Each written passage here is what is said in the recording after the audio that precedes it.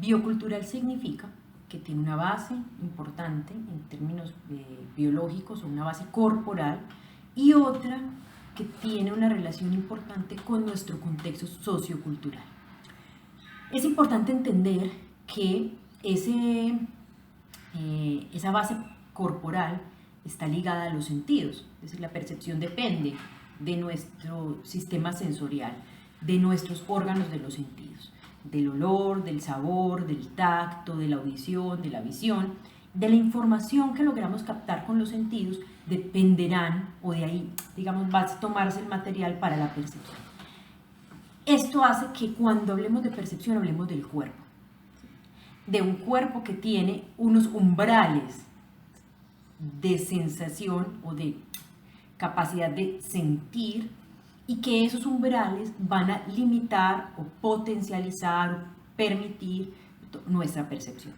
Eso es importante y por eso es importante todas las mediciones que se han hecho y todas las formas en que se ha conseguido hacer medición de los umbrales de sensación, porque a partir de eso podemos entender hasta cuánto es capaz de oír un ser humano, hasta cuánto es capaz de ver, o cuando eso se disminuye, cuando eso cambia, se modifica, por ejemplo, asuntos como el daltonismo, asuntos como los paladares que son capaces de catar distintos tipos de matices, la gente que tiene una posibilidad de tener un oído total, todo este tipo de formas distintas de captar lo que el mundo exterior, pues van a permitir que tengamos una u otra forma de percepción. Ahora, esa percepción tiene una flexibilidad muy grande, muy amplia, que nos permite la adaptación. Es decir, la percepción no es que ya tenemos ese umbral de sensación y así captamos las sensaciones y a partir de eso entonces percibimos así siempre de la misma manera. No, ¿cierto?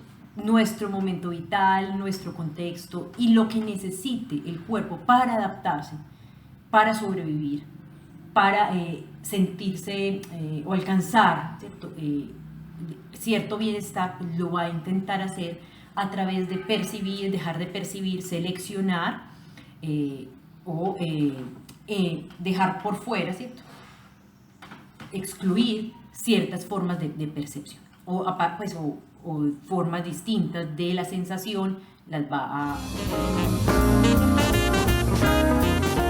Podemos decir que siempre se ha intentado pensar ese concepto de percepción relacionado con un asunto del juicio, es decir, esos estímulos sensoriales entran al cuerpo, se organizan, se seleccionan, se clasifican, se organizan y a partir de eso se emite un juicio sobre la realidad. La percepción que tenemos de la realidad es un juicio que emitimos sobre la realidad. Pero realmente eso pareciera un proceso lineal, ¿cierto? De estímulo-respuesta, que puede explicarse así en términos pues, como más estructurales, pero este proceso no es tan lineal como se piensa. Y ahí es donde aparece toda la parte biocultural, es decir, donde el cuerpo queda atado a la cultura. Merleau-Ponty nos decía que percibimos o el observador es partícipe de las cosas, no en su totalidad, ¿cierto? No somos capaces de percibir toda la totalidad del mundo, todas las situaciones completas, sino que las percibimos a partir de variables, ¿cierto? Y eso quiere decir que captamos unos objetos, captamos una información en un momento dado y con unas circunstancias dadas. Esas circunstancias pueden ser sociales o del medio o incluso corporales. No vimos igual, por ejemplo, con fiebre que sin fiebre, ¿sí? Ese tipo de circunstancias. Y eso hace entonces que siempre cuando percibimos aparezca esa selección, ¿cierto? Algo queda por fuera, algo dejamos de lado y la totalidad no la logramos percibir, sino que seleccionamos de la realidad. Y por tanto, lo que hacemos con esa información que logramos captar es construir con ella un significado que da cuenta de nuestra manera de entender el espacio y el tiempo, ¿cierto? De percibir el espacio y el tiempo. Entonces, partimos de una evidencia, ¿cierto? Siempre como que decimos, pero es que yo lo vi, yo lo oí, ¿cierto? Lo sentí, yo puedo decir esto, que esta es mi percepción porque yo lo pude constatar con mi propio cuerpo. Partimos de esa evidencia, pero esa evidencia es construida socialmente también. Es decir, la capacidad que tenemos de percibir y esa selección que hacemos en gran parte se juega por la cultura.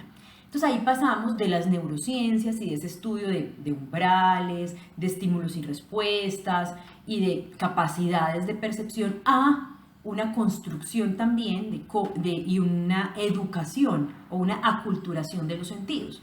Es decir, los sentidos también son educados y por eso unos olores nos parecen agradables, otros desagradables, por eso nos atrevemos a tocar unas cosas y no a tocar otras, a ver unas cosas y otras no. Eso la cultura lo pone en juego todo el tiempo. Entonces hay culturas, por ejemplo, que soportan más el ruido o lo viven con mayor armonía, culturas más del silencio. El mismo olor es una de las cosas que más fuertemente se construye en términos de lo cultural, lo que nos parece agradable, lo que nos parece desagradable en términos de los olores. Por ejemplo, por nombrar algún ejemplo, en la India es ese olor a especias constante que cuando una persona de esta cultura suda, ¿cierto?, huele a esas especies que consume, que come, para nosotros puede ser un olor muy desagradable, es un olor que no soportamos, pero para ellos es símbolo de salud, de bienestar, de buena comida y obviamente despierta el apetito el olor a esa cantidad de especies.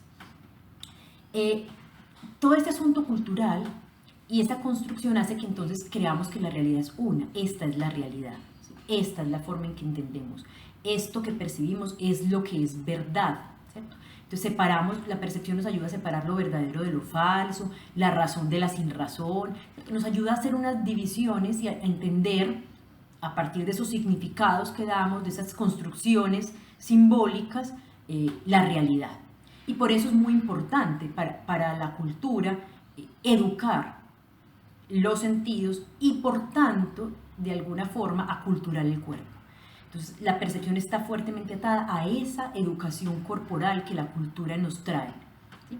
Cómo movemos las manos, cómo nos comportamos, el género, qué se espera del género, cómo se debe parar un hombre, cómo se debe parar una mujer, qué tono de voz debe usar.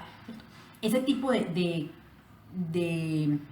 educación corporal está atravesada por ese asunto de lo que se percibe, ¿sí?, lo que vemos, lo que oímos, lo que sentimos y, ¿cierto?, cómo lo procesamos para que se convierta en nuestra percepción de la realidad y por tanto el cuerpo y ya todo el comportamiento tenga relación con eso. Obviamente eso va a tener relación con otras cosas, con la memoria, con el lenguaje, con todo pues, lo que es función ejecutiva, inteligencia, o sea, va a irse ese asunto de la percepción y de las sensaciones, como digamos que ahí inicia nuestro racionamiento, nuestra cognición, casi que empieza ahí, entonces podemos decir que es un asunto más de lo primitivo, ¿cierto? Es más primitivo que otras funciones cognitivas. Podemos ver entonces, ¿cierto?, que ese paso de las neurociencias a una perspectiva más sociocrítica, ¿cierto?, de una percepción social, quizás no es que se desliguen, no es que si uno se dedica al estudio pues fragmentará esa realidad, pero realmente ambas cosas hacen parte del ser humano, ¿cierto? Pues si tenemos una sordera, parte de la información que entra por los oídos, ¿cierto?, por el oído y que se procesa como estímulo auditivo, pues no va a poder ser, ¿sí? O sea, el cuerpo se necesita como materialidad. Y luego, ¿cierto?, es o podrá ser a partir de ese procesamiento que la cultura nos permite, es decir, a partir de los símbolos, de los signos y de esa construcción cultural que vamos elaborando y que vamos haciendo parte nuestra a medida que crecemos o a medida que vamos entrando en una sociedad, en una cultura, en diferentes tipos de grupos e identidades en las cuales nos reconocemos.